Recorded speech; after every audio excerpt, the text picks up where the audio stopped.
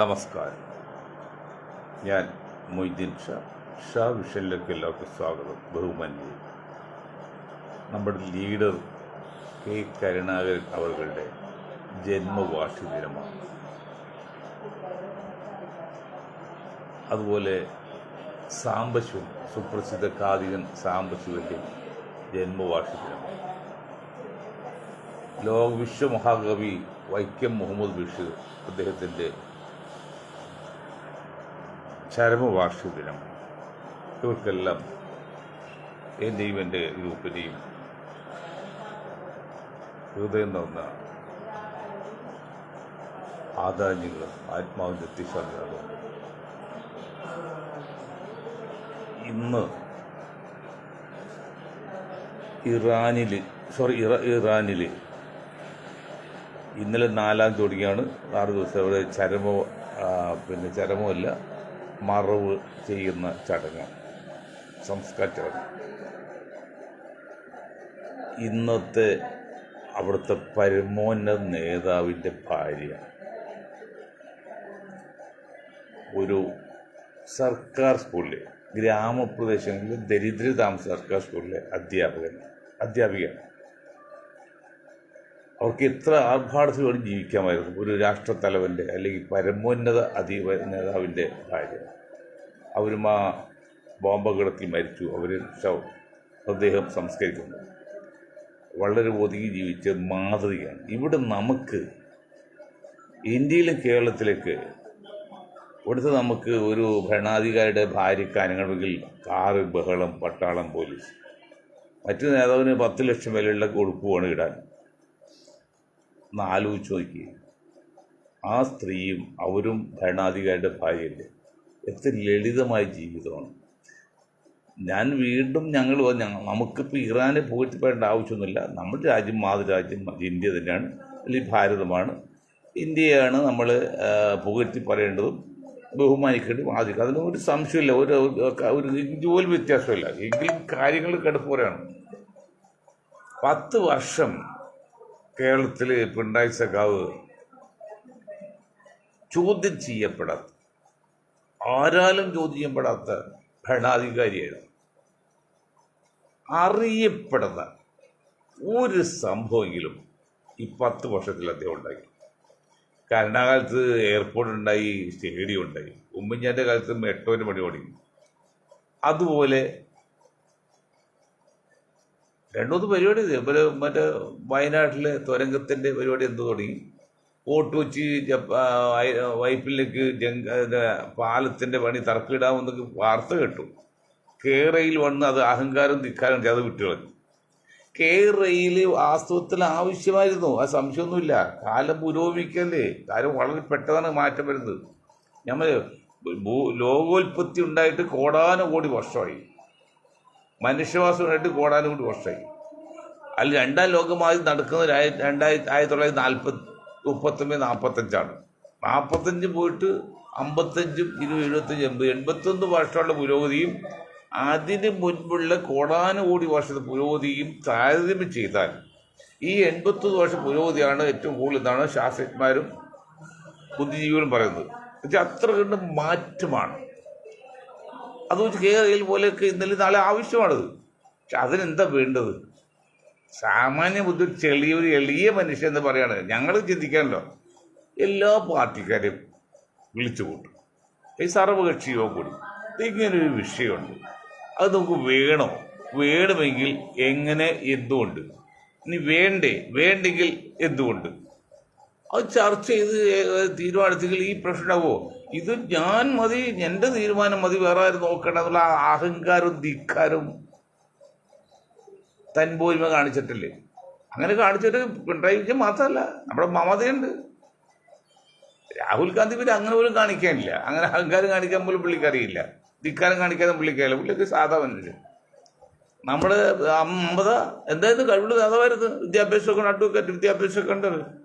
അഹങ്കാരത്തിന് കായും കാലും വെച്ച് എങ്ങനെ ഇരിക്കും? അത് പിണറായി പോലെ ഇരിക്കും, പിന്നെ മമത പോലെ ഇരിക്കും. അത്ര അഹങ്കാരം കാണിച്ചാൽ ഇന്ത്യയിൽ വേറെ ആരുമില്ലെന്ന് ഞങ്ങൾ മനസ്സിലാക്കിയിരിക്കുന്നത്.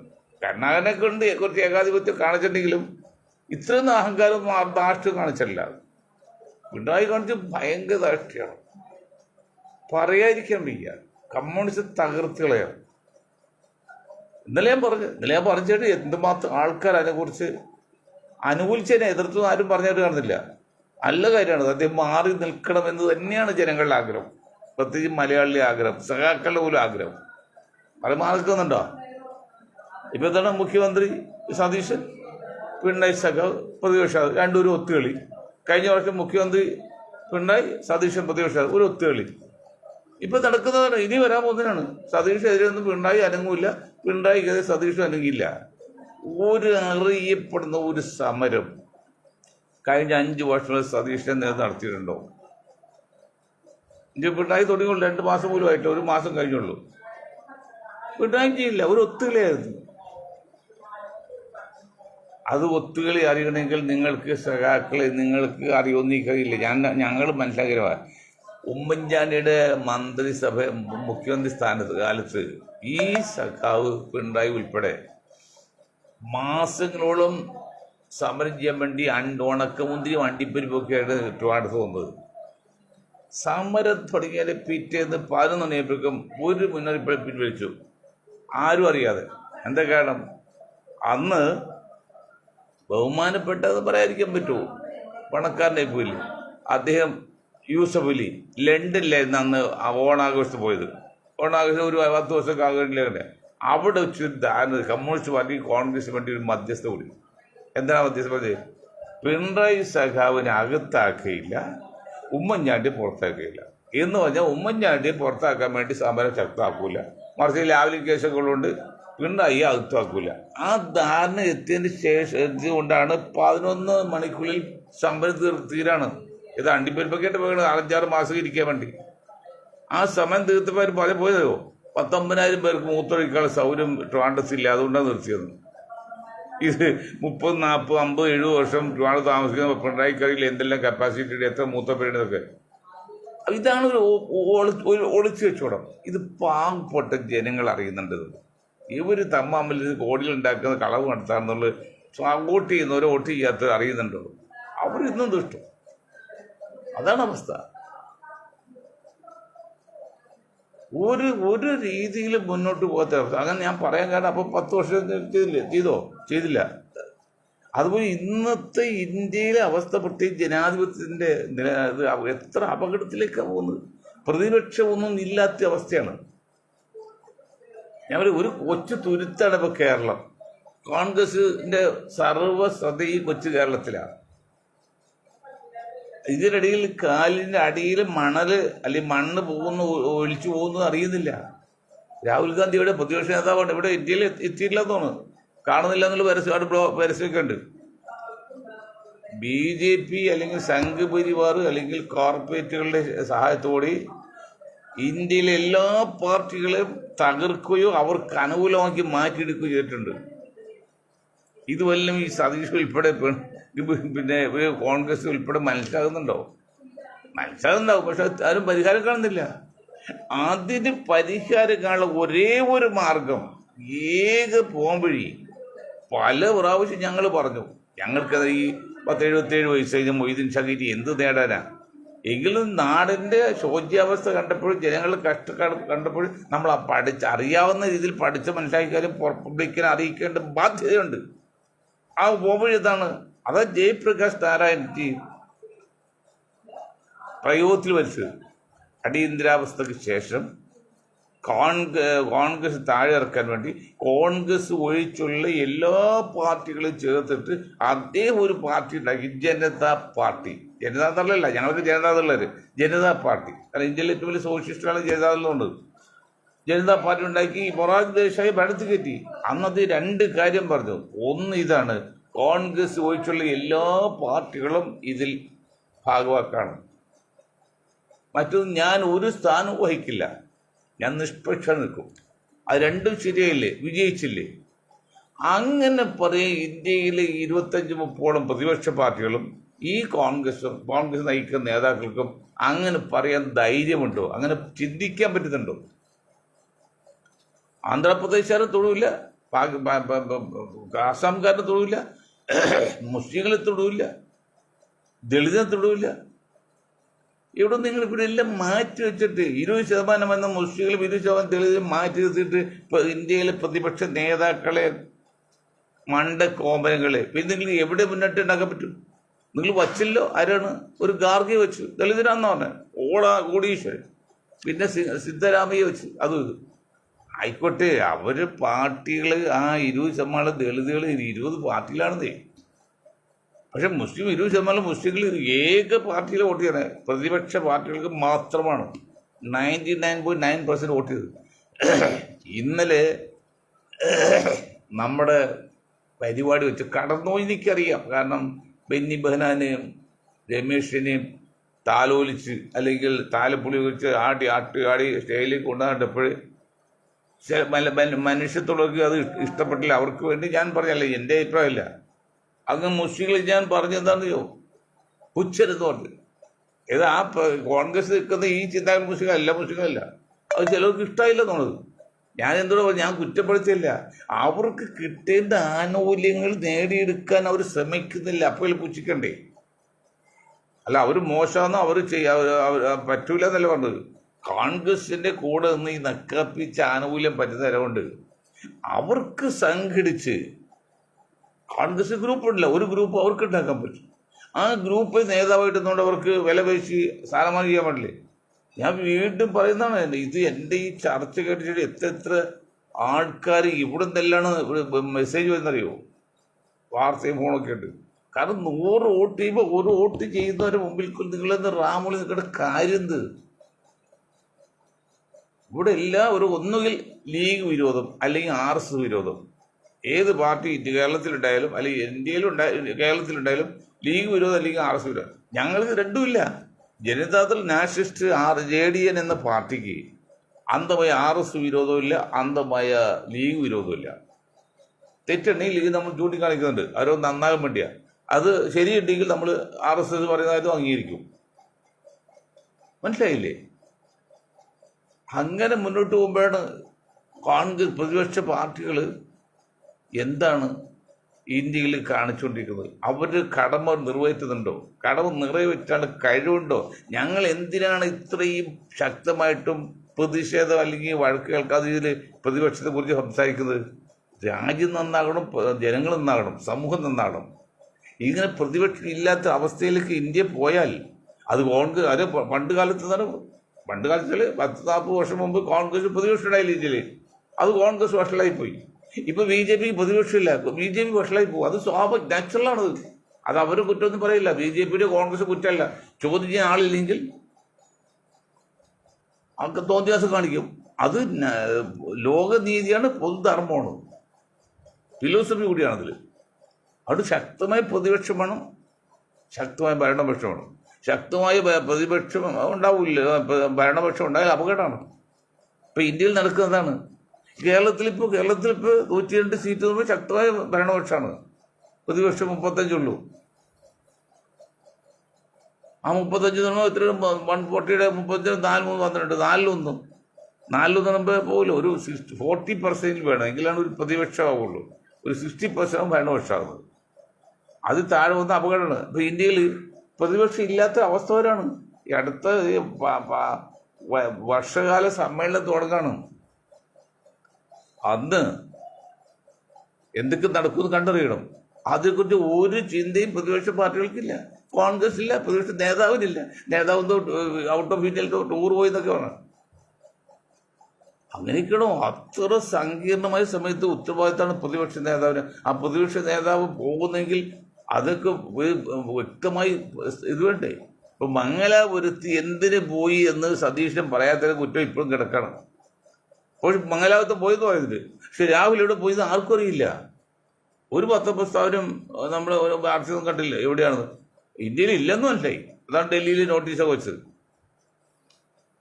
അപ്പോൾ ഇന്ത്യയിലെ പ്രതിപക്ഷ പാർട്ടിയായ ഇന്ത്യൻ നാഷണൽ കോൺഗ്രസ് നയിക്കുന്ന പ്രതിപക്ഷത്തിന് ഇങ്ങനെ ഒരു അതിദീർഘമായ ഒരു ചിന്താഗതിയോ ധാരണയോ പ്രവർത്തന ശൈലി ഇല്ലെങ്കിൽ പിന്നെ ഇന്ത്യയിലെ ഈ പാവപ്പെട്ടവർ ആരെ ആശ്രയിക്കും? BJP ആശ്രയിക്കും. സാമ്പത്തികമായിട്ട് BJP ആശ്രയിക്കാൻ പറ്റുമോ? ഇപ്പം അത് പെട്രോളിൽ എത്തനോൾ ചേർത്ത് എഞ്ചിൻ കേടാകാൻ പോകണം. ആര് ചോദിച്ചാൽ? 10% ചെയ്ത് 20% ആക്കാൻ പോണ്. എന്നാൽ ഒരു തമിഴ്നാട് മുഖ്യമന്ത്രി പറഞ്ഞില്ലേ, ഇനി മരുന്ന് വാങ്ങിക്കുന്ന ബസ്സല്ല AC ആണ്, ആൾക്കാർ ആസ്വദിച്ച് നോക്കിയോട്ടെ. AC അപ്പം 1/3 മൂന്നിലൊന്ന് 2 ഭാഗം വരും, 2 ഭാഗം കൂടുതലാണ് AC. അത് സാധാരണ താങ്ങുമോ? അപ്പം ആരെ ഉദ്ദേശിക്കുന്നത്? 29 ബാർ ഉണ്ടായത് 900 ബാറാക്കി, 30 ഇരട്ടി. അത് ആർക്കാ ബാറാക്കുന്നത്? പാവപ്പെട്ടതിന് വേണ്ടിയാണോ? അങ്ങനെ പാവപ്പെട്ടതിന് കാര്യം ഇപ്പോൾ ഒന്നും പറയുന്നില്ല. ഒരു വിലവർദ്ധനെ കുറിച്ച് ആരും മിണ്ടുന്നില്ലല്ലോ. ഇന്ത്യയിൽ കുറേ വർഷമായിട്ട് വിലവർദ്ധനെ കുറിച്ച് ആരും ഒന്നും മിണ്ടുന്നില്ല, തൊഴിലില്ലായ്മയെ കുറിച്ച് മിണ്ടുന്നില്ല, ചെറുകിട സ്ഥാപനങ്ങൾ പൂട്ടി പോകുന്നു മിണ്ടുന്നില്ല. വൻ തോക്കുകൾ വന്നിട്ട് ഗ്ലോബലൈസേഷൻ വന്നിട്ട് അന്ന് ഞങ്ങൾ ഡെങ്കൽ കരാറ് അതിനെക്കുറിച്ച് അന്ന് 90 കാലഘട്ടത്തിൽ പറഞ്ഞാൽ ഇത് അപകടം ചെയ്യുമെന്ന്. പക്ഷെ അത് ഇൻഡയറക്റ്റ് നോക്കുമ്പോൾ വലിയ നേട്ടമുണ്ട്. ഡയറക്റ്റ് നോക്കുമ്പോൾ ഇൻഡയറക്റ്റായിട്ട് ചെറുകിട കമ്പനികളുടെ സ്ഥാപനങ്ങൾക്ക് പൂട്ടിപ്പോയി. കൊറോണ ഒറ്റ പേര് വന്നിട്ട് എത്ര ലക്ഷം ചെറുകിട കമ്പനി പൂട്ടിപ്പോയി. ഉദാഹരണം കുറേ ലോകം കമ്പനി പൂട്ടിപ്പോയി. പിന്നെ ഈ സാധനം വില കുറഞ്ഞിട്ട് മാർബിൾ വാങ്ങിക്കാൻ രാജസ്ഥാനിൽ ചെന്ന് അടിയിൽ മാർബിളിന് ഇരട്ടി വിലയായി. കാരണം ചെറിയ കമ്പനിയെ പൂട്ടിപ്പോയി. വലിയ കോർപ്പറേറ്റുകൾ ഈ സാധനം വാങ്ങിച്ച് അവൻ്റെ ഗോഡൌണിൽ കൊണ്ടുവച്ച്. എങ്ങനെ ഗോഡൌണിൽ കൊണ്ടുവച്ച്? മൊറാർജി ദേശായി ധനകാര്യ മന്ത്രി അയക്കുമ്പോൾ സ്വർണ്ണത്തെ വില കുറയാൻ വേണ്ടി 100 ടൺ സ്വർണം റിസർവ് ബാങ്കിൻ്റെ കയ്യിലിരിക്കുന്നത്, ഇന്ത്യ ഗവൺമെൻറ് കയ്യിലിരിക്കുന്നത് മാർക്കറ്റിലിറക്കി. അത് ബോംബെയിലെ വലിയ വ്യവസായികൾ വന്ന് ലേലത്തെടുത്ത് അവൻ്റെ ഗോഡൌണിൽ കൊണ്ട് വെച്ചു. 1974 416 ഉണ്ടായിരുന്ന 1 പവൻ്റെ സ്വർണത്തിന് അത് പിറ്റേന്ന് 1000 പിന്നെ കൂടി ഇപ്പോൾ 1 ലക്ഷം 1 കോടിയൊക്കെ ആകും. 1 പവനുള്ള 1 ലക്ഷമൊക്കെ ഗ്രാമിലാകുന്നു. 60,000 ഉണ്ട്. അപ്പം അങ്ങനെ ആ സാധനം സുലഭമായി കിട്ടാൻ വേണ്ടിയാണ്, വില കുറക്കാൻ വേണ്ടിയാണ് ഗവൺമെൻറ് ചെയ്ത്. നല്ല ഉദ്ദേശമായിരുന്നു. പക്ഷെ അത് വ്യവസായികൾ എത്തിച്ചാൽ അത് കംപ്ലീറ്റ് കൊണ്ടുപോയി വാടകയുണ്ട്. അതാണ് ബോംബെയിലെ വലിയ വലിയ ബിസിനസ്സുകാർ. അവർക്ക് ജാതി മതം ഒന്നുമില്ല, പണം മാത്രമേ ഉള്ളൂ. അങ്ങനെ വിലവർദ്ധനെക്കുറിച്ച് ഒരു സാധ്യത ആരും ഇവിടെ മിണ്ടുന്നില്ല. ജനങ്ങൾ അത്ര കണ്ട് കഷ്ടപ്പെട്ടു ജീവിക്കാൻ പറ്റുന്ന അവസ്ഥയിൽ. PSCയുടെ സെലക്ഷൻ ഇല്ല. കേരളത്തിൽ 10 വർഷം PSC സെലക്ഷൻ ബാങ്കിൽ കൂടുതൽ സേവനമാണ്. ഇന്ത്യ ഗവൺമെൻറ്റിലാണെങ്കിൽ അത് തന്നെ ടെസ്റ്റ് ചെയ്തല്ലേ പാസ്സായി. 8 ലക്ഷം കുട്ടികളുടെ അപകടം, പല കുട്ടികളും മരിക്കതില്ലേ, ആരും ചോദ്യം ചെയ്യുന്നില്ല. കാരണം സാധാരണക്കാരോട് സംസാരിക്കാൻ ആരും ഇല്ലെന്ന്. കമ്മ്യൂണിസ്റ്റ് പാർട്ടിയാണ് സാധാരണക്ക് വേണ്ടി വാദിച്ചിരുന്ന പാർട്ടി, ജനകീയ പാർട്ടിയുള്ള പാർട്ടി. അവർക്ക് കമ്മ്യൂണിസ്റ്റ് എന്ന് പറഞ്ഞാൽ ഇപ്പോൾ മുതലാളിത്ത ചായ്വായി. ഒരു സോഷ്യലിസ്റ്റും ഇല്ല, ഒരു ഇതും ഇല്ല. മുതലാളിത്ത ചായ്വായി. പ്രത്യേക പിണറായി സഖ വന്ന ശേഷം പുള്ളിന്ന് കമ്മ്യൂണിസ്റ്റ് എന്ന് ഒരിക്കലും പറയാൻ പറ്റില്ല. അച്യുതാനന്ദൻ, EMS, പിന്നെ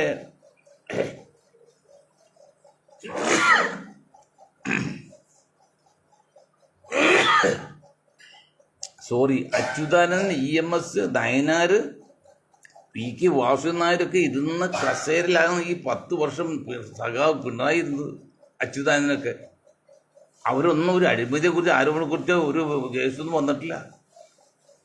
ഇദ്ദേഹം കയറിയ ശേഷം വ്യക്തിപരമായിട്ടും പാർട്ടി ലെവലിലൊക്കെ എന്തുമാത്രം അഴിമതിയെക്കുറിച്ചാണ്, ബാങ്ക് കൊള്ളതിനെ കുറിച്ചൊക്കെ. അതാണോ ശരി? ഒരു കമ്മ്യൂണിസ്റ്റ് പാർട്ടി ചിന്തിക്കാൻ പറ്റിയ കാര്യമാണോ? അല്ല, അവരെല്ലാം കോർപ്പറേറ്റുകൾക്കരിച്ച് അവരെല്ലാം സമ്പന്നന്മാർ ലിസ്റ്റായി, പാവപ്പെട്ട ലിസ്റ്റായി. പാവപ്പെട്ട വേണ്ടി സമരം ചെയ്യുന്നൊന്നുമില്ല. ഇപ്പോഴത്തെ പ്രതിപക്ഷത്തായ ശേഷം ഭരണം പോയ ശേഷം ഇപ്പോൾ അവിടെ ഇവിടെയൊക്കെ സമരം തുടങ്ങിയിട്ടുണ്ട്. ഇനി സമരത്ത് കൈലാസായിരിക്കും. എന്ത് ചെയ്താലും പിടിച്ചെടുക്കാൻ പറ്റുമെങ്കിൽ പിണറായി സഖാവ് രംഗത്ത് നിന്ന് മാറണം. എന്നിട്ട് കഴിവും ബുദ്ധിയും പ്രാപ്തിയുള്ള ചെറുപ്പക്കാരെ സ്ഥാനമേൽക്കുക. അതിൽ ഒരു ഉദാഹരണം ഞാൻ പറഞ്ഞല്ലോ, KT ജയിലിനാക്കാൻ പറ്റും. KT ജയിലിനെ പോലെ വിദ്യാഭ്യാസമുള്ള, സംസാരിക്കാൻ കഴിവുള്ള, അല്പസ്വല്പമൊക്കെ വക്രബുദ്ധി ഉണ്ടാക്കി കിടക്കട്ടെ, അതുപോലെ അദ്ദേഹത്തെ ആക്കല, അതുപോലെ കഴിവുള്ള ചെറുപ്പക്കാരെ ആക്കണം. ഒരു 50 വയസ്സിൽ താഴെയുള്ളവർ. 26ാമത്തെ വയസ്സിൽ ഇദ്ദേഹം MLA അല്ലേ നമ്മുടെ പിണറായി. എത്രാമത്തെ വയസ്സിൽ അദ്ദേഹം പിന്നെ സംസ്ഥാന സെക്രട്ടറി എന്താണ് ആയിട്ട് 10 വർഷമായി. അതിനുമുമ്പ് 26 വർഷം. അപ്പോൾ 20 86 10 40 വർഷം 40 66 40 മുമ്പ് 76 40 വയസ്സിൽ അദ്ദേഹം സംസ്ഥാന സെക്രട്ടറി പിണറായി വിജയൻ. 40 വയസ്സിൽ ഇന്നിപ്പോൾ അതുപോലെ ഒരു 10 ചെറുപ്പക്കാരനായി ഒരു സെക്രട്ടറി ആക്കാൻ പറഞ്ഞോ, ബേബിയാക്കി. ബേബി ആരാണ്? പടുവൃദ്ധല്ലെങ്കിൽ വയസ്സായിട്ടുണ്ട്. പുതുതലമുറക്കും ഒരു വളർച്ചയ്ക്കും മാറ്റങ്ങൾക്കും ഒരു അവസരം കമ്മ്യൂണിസ്റ്റ് പാർട്ടി കൊടുക്കുന്നില്ല. മാറ്റമില്ലാത്ത വസ്തു ലോകത്ത് മാറ്റം മാത്രമാണ്, അതെല്ലാവർക്കും അറിയാം. പക്ഷെ അങ്ങനെ വരുമ്പോൾ ഇളം തലമുറക്ക് യുവാക്കൾക്ക് അവസരം കൊടുക്കണ്ടേ? അതില്ല. ഞാൻ ഉദാഹരണം പറഞ്ഞല്ലോ, BJP എടുത്താൽ ഉപപ്രധാനമന്ത്രി കൊടുക്കേണ്ടത് ആരാണ്? നിതീഷിന്. നിൽക്കാൻ പോലും പറ്റില്ല, 190 വയസ്സുണ്ട്. പിന്നെ മമതക്ക് AICCയുടെ വൈസ് പ്രസിഡന്റ് 85 വയസ്സൊക്കെ ഉണ്ട്. പിണറായിക്ക് പ്രതിപക്ഷം നേതാവ് 82 വയസ്സ്. മോഡിജി പ്രധാനമന്ത്രി 86, 82 വയസ്സായിട്ട്. അപ്പോൾ ഇതൊക്കെ അല്ലാതെ ഇളം തലമുറക്ക് അവസരം കൊടുക്കണം, ചാൻസ്. അത് ചിന്തിക്കുന്നില്ലെന്ന് ഒരു പാർട്ടി ചിന്തിക്കില്ല. കമ്മ്യൂണിസ്റ്റിലോ കോൺഗ്രസിലോ ഒരു പാർട്ടി, BJPയിലൊന്നുമില്ല. ഒന്ന് നക്കാ. ഇപ്പം വനിതകൾക്ക് കൊടുക്കണം പറഞ്ഞല്ലോ ഇവരെല്ലാം. അന്ന് ഞങ്ങൾ പറഞ്ഞല്ലോ, വനിതകൾക്ക് കൊടുക്കണമെങ്കിൽ ഈ പറഞ്ഞ കോലാഹലം വേണ്ട. അതാത് രാഷ്ട്രീയ പാർട്ടികൾ അവരുടെ ദേശീയ സമ്മേളനം നടക്കും, ദേശീയ കൗൺസിൽ കൂടുമ്പോൾ ഞങ്ങളുടെ പാർട്ടി അടുത്ത തെരഞ്ഞെടുപ്പ് മുതൽ 20%, 30% എത്ര അത് കൊടുക്കും പറഞ്ഞ് സ്ഥാനം തെറ്റിച്ച പോരെ. ഈ നിയമമൊന്നും ആവശ്യമില്ല. അങ്ങനെയാണെങ്കിൽ ഈ കഴിഞ്ഞ 10 വർഷമായിട്ട് പറഞ്ഞത്, ഇത് 10 വർഷം കഴിഞ്ഞ് ഇനി 10 വർഷം കഴിഞ്ഞാൽ പോലും ആകുമോ? അപ്പോൾ കൊടുക്കാനില്ല. വനിതകൾക്ക് അവസരം കൊടുക്കാനല്ലേ ഉമ്മാർ വെറുതെ വോട്ട് ബാങ്ക്, വോട്ട് കിട്ടാൻ വേണ്ടി മാത്രമാണ്. ഇപ്പോൾ വനിതകൾക്ക് ഇവിടെ വോട്ട് കിട്ടാൻ വേണ്ടിയുള്ള നമ്മുടെ സ്ത്രീകൾക്ക് ബസ് ഫ്രീ ആക്കി കൊടുത്തു, ബസ് ബസ്. ഇത്രയും അശാസ്ത്രീയമായ, ഇത്രയും അപാകതയുള്ള ഒരു നിയമം ഉണ്ടാക്കാറുണ്ടോ? അങ്ങനെ കൊണ്ടല്ല സ്ത്രീകളുടെ വോട്ട് കിട്ടിയാലോ ഭരണം കയറിയത്, ഭൂരിപക്ഷം കിട്ടിയത് ഞാൻ പല പ്രാവശ്യം പറഞ്ഞ് ഞാൻ പറയുന്നില്ല. അപ്പോൾ ചെയ്യുന്ന മുഴുവനും മണ്ടത്തരം. അത് ഏതുപോലെ എന്നറിയും. ഒരു കാര്യം പറഞ്ഞാൽ തീർച്ചയായും ഒന്ന്, ഈ കൽക്കട്ടയിൽ നിന്ന് തലസ്ഥാനം വീണ്ടും ഡൽഹിക്ക് മാറ്റി. സത്യമല്ലടോ, 100 വർഷം മുമ്പ്. ഞാൻ ഊഹമ്പത്തില്ല, കറക്റ്റാണല്ലോ, ചരിത്രം ചെയ്യാണല്ലോ, ഒരാളുടെ കാര്യമല്ല, ഭാവിയല്ല, ഭൂത പറയുന്നത്. അന്നത്തെ മാന്യന്മായ നേതാക്കന്മാർ രാഷ്ട്രീയക്കാരും പോയത് ചമ്പൽ താഴ്വര വഴിയാണ്. ചമ്പൽക്കാടിലെ കൊള്ളക്കാരൊക്കെ നമ്മൾ 10ാം ക്ലാസ്സിൽ പഠിച്ചിട്ടുണ്ട്. അപ്പം ഞങ്ങൾ മാസമൊരിക്കലും ഡൽഹിക്ക് പോയിക്കൊണ്ടിരുന്നതാണ്. അവിടെ നിന്ന് ചമ്പൽക്കാടിലൊന്നുമില്ല, ഒരു 2-3 പൊക്കമുള്ള ഒരു മൺകൂനിയാണ്. പക്ഷെ ഇങ്ങനെ പ്രദേശങ്ങൾ ലക്ഷക്കണക്കിന് ഏക്കർ കിടക്കുന്നതുകൊണ്ട് അതിൽ ഒളിച്ചിരുന്നാൽ ഒരു പട്ടാളത്തും പോലീസും. അന്നൊന്നും ഹെലികോപ്റ്റർ സംവിധാനം അത്രയില്ലല്ലോ. ഈ വണ്ടിയും പോവില്ല, അവർക്ക് കുതിര പടയോളുണ്ട്, വന്നു പോയി. അതുകൊണ്ട് ഒറ്റപ്പെട്ടു പോയി, അപകടമാണ്. അത് നിരത്തി കപ്പ ഇട്ട് കഴിഞ്ഞാണല്ലോ ഇന്ത്യക്ക് ആവശ്യമുള്ള മുഴുവൻ പ്രോട്ടീൻ ഇത് കിട്ടും, ബാക്കി പകുതി കയറ്റുകയും ചെയ്യാം. അത് ചെയ്തില്ല. അതുപോട്ടെ, അങ്ങനെ പോയ ഈ വഴിയെ പോയത്, ആ വഴിയിലാണ് അന്ന് തലസ്ഥാനം തുടങ്ങിയതെങ്കിൽ ഈ 100 വർഷം കൊണ്ട് ലോകത്തെ നമ്പർ 1 സിറ്റി ആകുന്നത്. ന്യൂയോർക്കിന് കവിച്ചു വയ്ക്കായിരുന്നു. ഇന്നിപ്പോൾ എന്താ അവസ്ഥ? ലോകത്തെ ഏറ്റവും കൂടുതൽ വായു മലിനീകരണ സ്ഥലം ഡൽഹിയാണ്, ഇൻ ദ വേൾഡ്, അല്ല നോട്ട് ഇൻ ഇന്ത്യ. അപ്പോൾ അത് ഒഴിവാക്കി കിട്ടില്ലേ? ഈ അവസ്ഥ തന്നെ ട്രിവാൻഡ്രത്ത് വരും. അതുകൊണ്ടാണ് ഞങ്ങൾ തലസ്ഥാനം മധ്യകൾക്ക് മാറ്റാൻ ശ്രമിച്ചത്. പക്ഷെ അത് ചില ബുദ്ധിമുട്ട് മനസ്സിലാക്കി നമ്മൾ സെക്രട്ടറി അനക്സ് വേണത്. ഇപ്പോൾ ഇത് കുറേ ടീമൊക്കെ അതിനുവേണ്ടി ശ്രമിച്ച് വരുന്നതായിട്ട് കാണുന്നുണ്ട്. നമുക്ക് സന്തോഷമുള്ളൂ. നമ്മൾ പോയി നടക്കുന്നു, നമുക്ക് തോന്നത്തില്ല. ആരും ഇത് നടന്നാലും നടക്കണം, അതാണ്. അപ്പം ഇങ്ങനെയുള്ള കാര്യങ്ങൾ പ്രതിപക്ഷ പാർട്ടികളും യോജിച്ച് ഒരേ കൊടക്കീഴിൽ നിർത്തി മുന്നോട്ട് പോയില്ലെങ്കിൽ പ്രതിപക്ഷം ഉണ്ടാവില്ല, ഭരണപക്ഷം മാത്രമാവും. ഈ ഭരണപക്ഷം സംഘപരിവാർ ആയതുകൊണ്ട്, BJP ആയതുകൊണ്ട് മാത്രമല്ല അപകടം വരുന്നത്. പ്രതിപക്ഷം ഇല്ലെങ്കിൽ ഒരു ഭരണപക്ഷം കൂടുതൽ വന്നു കഴിഞ്ഞാൽ പിന്നെ ചോദ്യം ചെയ്യാൻ ആളില്ലാതെ വരുമ്പോൾ ഏകാധിപത്യം തന്നെ വന്നു പോകും. അപ്പോൾ ഏകാധിപത്യം തന്നെയാണല്ലോ ഫാസിസം. അപ്പോൾ ഫാസിസമൊക്കെ വരും. അതിന് പരിഹാരം കാണാൻ ബുദ്ധിയുള്ള ഇന്ത്യക്കാരുണ്ടെങ്കിൽ അത് നല്ലത്, ഇല്ലെങ്കിൽ ബുദ്ധിമുട്ടാണ്. അതിൻ്റെ ഒരു സൂചനയാണ് ഇവിടെ കോക്കോയിൽ പാറ്റ പാർട്ടിയുടെ ഒരു ശ്രമം. അത് എന്തായിരുന്നു പോകുന്നില്ല, അത് പരമാവധി ക്ലച്ച് പിടിക്കില്ല. ഇത് ഏത് സാഹചര്യത്തിലും BJP ഗവൺമെൻറ്റിൽ, മോഡി ഗവൺമെൻറ്, അമിത്ഷാ ഗവൺമെൻറ് ഏത് സാഹചര്യം മറികടക്കാനുള്ള എല്ലാവിധ സന്നാഹവും അവർക്കുണ്ട്, എല്ലാവരും സന്നാഹമുണ്ട്. അങ്ങനെ ഉണ്ടെന്ന് പോലും പ്രതിപക്ഷ പാർട്ടികൾക്ക് മനസ്സിലായിട്ടില്ല. ഏത് രീതിയിൽ വന്നാലും പണ്ട് കോൺഗ്രസ് താഴെ ഇറക്കാൻ വേണ്ടി ആം ആദ്മി പാർട്ടിയൊക്കെ, അല്ലെങ്കിൽ അതിന് മുമ്പായിട്ട് മറ്റ് സംഘടനയ്ക്ക് വന്നല്ലോ, ആ ഉറക്കുന്നു ഈ സ്വാമിയൊക്കെ വന്നില്ലേ. അന്നൊക്കെ കോൺഗ്രസ് പുഷ്പം പോലെ താഴെ പൊത്തി അടിച്ച്. പക്ഷെ അങ്ങനെ പുഷ്പം പോലെ കോൺഗ്രസ് ചാടിച്ച പോലെ BJP ചാടിക്കാൻ പറ്റില്ല. കാരണം ഇവിടുത്തെ സമ്പന്ന സവർണ്ണ വരയെന്ന് പറക്കുന്ന 10% അതിൽ പണം മുഴുവൻ അവരുടെ കയ്യിലാണ്, സമ്പത്ത് മുഴുവൻ അവരുടെ കയ്യിലാണ്. അവർക്ക് പ്രത്യേക വികണ്ട് കോർപ്പറേറ്റൊക്കെ അവരുടെ കയ്യിലാണ്. അതുകൊണ്ട് ഏത് നിലയ്ക്ക് പണത്തിന് പണം മറ്റൊന്നും ഒതുക്കിക്കളയും. ഇപ്പം കണ്ടില്ല, അദാനിയുടെ വിഴിഞ്ഞം തുറമുഖത്തിൻ്റെ ഒപ്പിട്ട് ആ ശ്രമിച്ച കാര്യം മുഖ്യമന്ത്രി പോലും അറിഞ്ഞില്ല എന്നാ പറഞ്ഞേ. എന്ത് മുഖ്യമന്ത്രി? അപ്പോൾ അദാനിയുടെയൊക്കെ സ്ഥാനവും കഴിവും കപ്പാസിറ്റി എന്താണ്? അങ്ങനെ വളരെ അപകടത്തിലേക്ക് പടങ്ങി. ഇപ്പോൾ എണിങ്ങാലും കൂടില്ല. ഇന്ത്യയെ സംബന്ധിച്ച്, സാധാരണക്കാരെ സംബന്ധിച്ച് വളരെ അപകടത്തിലേക്ക് പോകുന്നു. അതിന് ചില വെള്ളിരേഖ നിലയം പോലെ രാജസ്ഥാനിൽ തുടങ്ങിയിട്ടുണ്ട്, ഇവിടെ ഡൽഹിയിൽ തുടങ്ങിയിട്ടുണ്ട്. അങ്ങനെ മാറ്റങ്ങൾക്ക് വിധേയമാകണമെങ്കിൽ നമുക്ക് നന്മയാണ്, അല്ലെങ്കിൽ അത് അപകടത്തിലേക്ക് പോകുമെന്ന് പറഞ്ഞുകൊണ്ട് ഞാൻ എൻ്റെ വാക്കിൽ നിർത്താൻ നിങ്ങൾക്ക് ഒരായി നന്ദി. ജയ് ഹിന്ദ്.